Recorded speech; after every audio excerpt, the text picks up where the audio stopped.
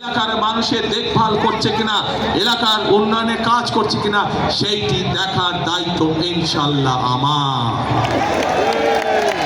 প্রিয় ভাই বোনেরা, আগেই বলেছি আমি আপনাদের প্রতিবেশী হিসাবে ঢাকা 16 দেখার দায়িত্ব আমার দায়িত্বের মধ্যে পড়ে।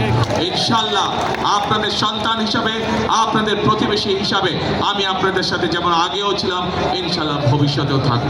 প্রিয় ভাই বোনেরা, বক্তব্যের শেষে আবারও আমি আমার আমিনুলের জন্য, আমাদের দলের ধানের শীষের জন্য সামগ্রিকভাবে এইখানে যত মানুষ উপস্থিত আছেন, আপনাদের মাধ্যমে আপনাদের যে সকল আত্মীয় স্বজন বন্ধু বান্ধব সারা বাংলাদেশে ছড়িয়ে ছিটিয়ে আছে, আপনাদের মাধ্যমে তাদের সকলকে ধানের শীষের জন্য ভোট চেয়ে আমার বক্তব্য শেষ করছি।